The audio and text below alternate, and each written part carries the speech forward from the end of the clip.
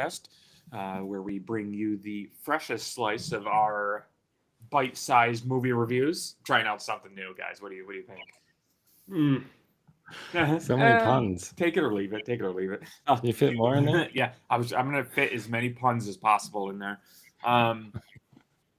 As always, Isaac and Patrick are here with us this week. What's going on, guys? Yo. Yeah, nothing. Nothing. It's always like I feel like every time Epic gets on from his new house, he's in a different room. Same room. Is it just just stuff's getting different? painted, stuff's getting done. Ava's It room's looks getting nice, done. man. Yeah. Gosh, yeah. Yeah, it Yeah. looks awesome. You have to give us a house tour sometime. Yep. This week was Isaac's pick, so take it away, man. Yeah, this week we watched the film called Once Upon a Time in Mexico, 2003. This actually is the final movie in a trio of movies. You took away everything I was going to say. I just discovered that this was a trio or a trilogy. Yeah, a trilogy. I kind of forgot that I knew that it were related to the first two, but I didn't realize they were that closely tied. So that might have been a bad choice for us. But this is actually, it's the most well done of the three, so that's why I kind of went to it. It's kind of the more polished one. But it's Robert Rodriguez, right? These are his early movies before he got like super huge. The first movie he ever made was El Mariachi in 1992, and then also the follow-on to that was Desperado in 95, and then this was the final one, Once Upon a Time in Mexico, in 2003. And the story is basically it follows this he's a mariachi kind of hitman / mariachi guy, but he's sort of retired when this film picks up, but he gets pulled back into his old world. He got this corrupt CIA agent guy running around, it's Johnny Depp, played by Johnny Depp.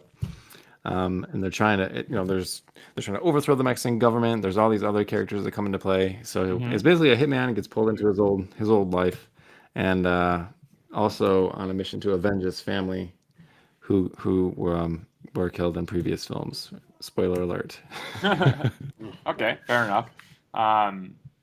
Was that all for your synopsis? Because I want to go first because I don't have a whole lot nice to say about this movie. Yeah, go for it.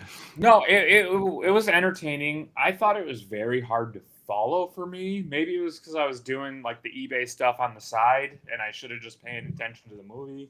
But it seemed to jump around a lot, and I never really kind of knew what was going on. I knew he was a hitman. I knew they were going after this president, and I knew somehow Willem Dafoe was involved. As a Mexican. And the funny thing is, this is what I was going to tell you last night, Isaac, is that I am a huge Willem Dafoe fan. I love him. Everything he's in. He's a great actor. Yep. But he's in so much stuff. I'm starting to believe that this man is just wandering around Hollywood and walking into studios and just being in the movie, right? Like, oh, Willem Dafoe is here. Let's make a spot or something like that, One of the greatest actors of our time. What is that movie thing where they have like actors go in and pick movies or something like that? It's like a something closet, Criterion Closet, something. But they have like all these obscure movies and things like that, and you have actors that go in and choose like Varsity Blues and shit like that. Whereas Willem Dafoe goes in and he was choosing like these classic like Japanese movies or like stuff I would never have even heard of, and that made me respect him a little bit more as an actor as well because he's so versed in everything. He would probably any scene he was in was probably my favorite of the movie. He carries a lot of what is I don't know what the word I'm looking for is, but he's gravitas. Yeah, something like that. He carries a lot on him. He's just a super personable dude. That's probably one of the actors too that like I would like to meet someday and be like, yo, I love you. Yeah. From Boondock Saints, his whole headphones thing. I tried doing that with my new AirPods yesterday. I got hit by a car, and then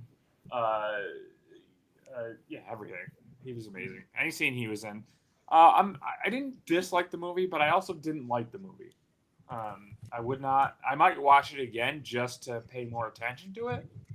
I would say a solid 4.9 out of 10 slices. Oh, Yeah, I would say you probably should watch the first two to have it because there's like a lot of even flashbacks even to the first two. And I might that- appreciate it more help. after watching the first two. Yeah. Yes. Yep.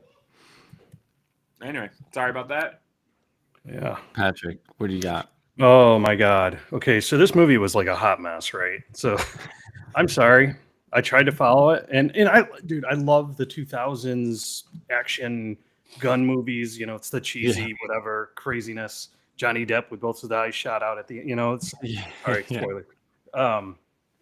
But it's funny because when this movie came out, who got top billing on it? Antonio Banderas, Yeah, right? Yeah. 100%. But he wasn't the main character of this movie. Legit, Johnny Depp took over this movie as far as the main character, where Antonio was just kind of like an afterthought a little bit. It was kind of weird. It really messed with me. And then to see, Mr. William Dafoe with brown face, I guess I would call it, is a Mexican, and he played he was great, of course, because that's what he is, right? But this movie had do you remember in the 2000s when all of a sudden, like, all these movies, they came up with these things like The Expendables, and we're going to have as many stars in it as we can, right?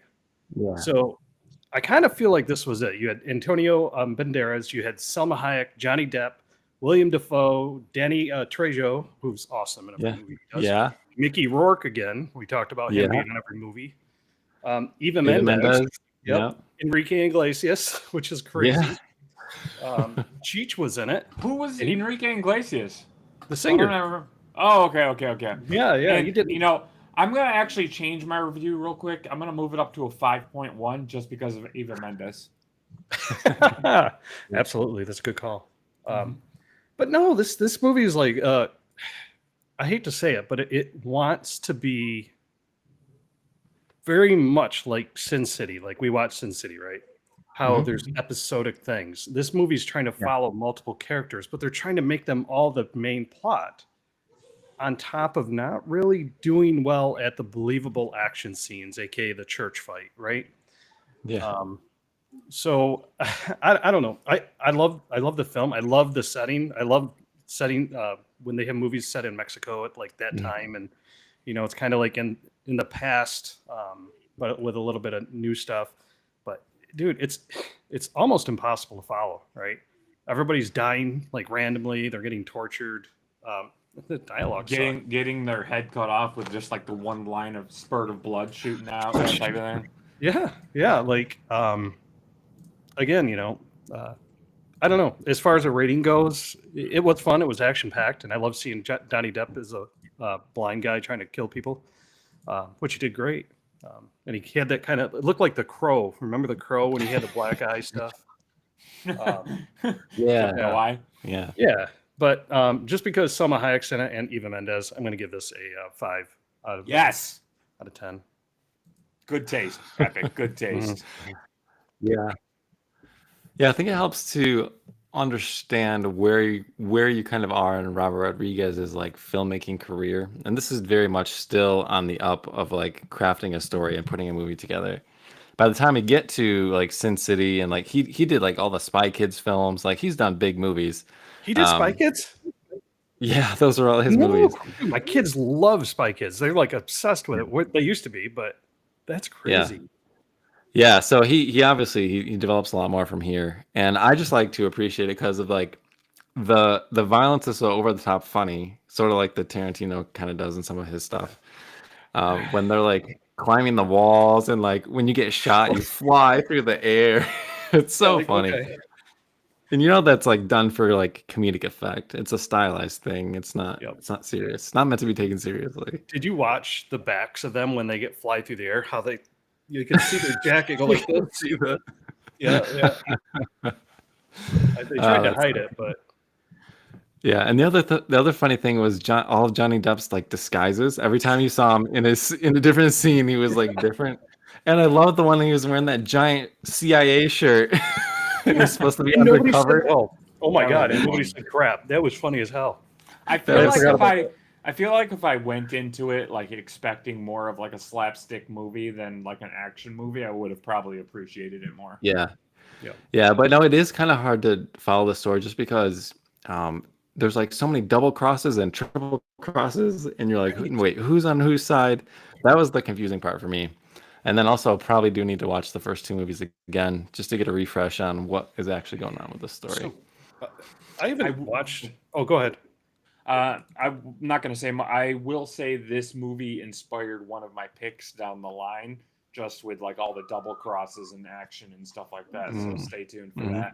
Are we okay with foreign movies? With for what? review? Of course. Okay. Anyway, go ahead. Subtitles Epic. and all that. Yeah.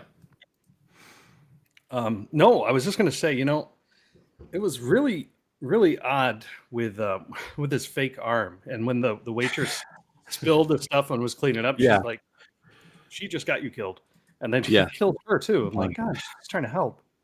And then he shoots the chef because he made a Oh, yeah. horrible, horrible dish. That was kind of Yeah. funny. No offense, Rob.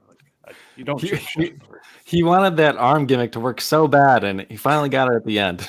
Yep, he tried so many times. Even when he was driving, he had the arm out the window. Did you see that? Yeah, He was yeah. driving. Yeah. Oh man, that's so funny. Okay. Yeah, Maybe yeah. this movie was good. It was a good, funny. But like you said, I missed the first two because he was doing a lot of flashbacks to, right? Like Yep, he was kind of, and without understanding that, I think that's kind of what set me behind as far as understanding the movie. Yeah. So yeah, if you guys do want to go back and watch the first two, so they're Nope. like the very first one, El Mariachi, is like very low budget, kind of like Reservoir Dogs was for Tarantino. Okay. The stories are good, but they're very old and they look like they didn't have a lot of money to make these movies, but the stories are good. Okay. And then you'll understand. But for me, this movie, I'm gonna give it a six slicer, just because it is a little confusing, but it's good fun. And Did because you- Salma Hayek and I think going forward, yeah, I think going forward, I'm gonna start branching off of this sort of track I've been on, going to do something way different with my next pick. So we'll get ready for that one. Did you tell us your favorite part, or Yeah, all the funny stuff, like the All the funny Johnny stuff, Depp's okay. disguises, and Okay. yeah, sorry, I wasn't shooting I people. didn't- It's funny. shooting people, all that stuff. Yeah, it was a good pick overall. And the more we're talking about it, the more I'm like, okay, all right, yeah, Yep. I kind of appreciate it a little bit. It's kind of one of those movies that you gotta like let percolate a little bit, and Sure. Yeah. okay, I got the best line. sure. Are you in Mexican or Yes. Mexicant? I got that. Come on. All right. that Yeah, was good. That actually, was good. Ethan and Trevor still say that all the time to each other. Like, are you a Mexican or are you a Mexicant? Really? It's so perfect. That's good. That's good. I did want to mention while we're on here, actually, it probably won't matter because you guys won't see this for a couple weeks anyway. We will not be back with our regular episode next week. We will return with regular episodes the week after, and then movie episodes the week after that. Next week, we're going to Ocean's Calling again, so we'll have a good time. Looking forward to spending time with you gentlemen. And I'm sure our next couple normal episodes will occupy the Ocean's Calling space again, and do kind of like a rambling Ocean's Calling episode. And next pick was supposed to be our guest Jose's, but I don't know if he's actually going to do it or not, Epic. So can you have one on deck, and I'll let you know. Oh, I got one on deck, and you know what? It's kind of in the same universe a little bit, but it's an old film. It's Okay. It's 80s or 90s. I can't remember, but it's 80s or 90s. Oh, that hurts to say that it's old. It is. It, like I know, dude. It hurts. Yep. Yeah. So as always, be kind to yourselves, each other, and your insides. 'Cause Pizza After Midnight's a young man's game.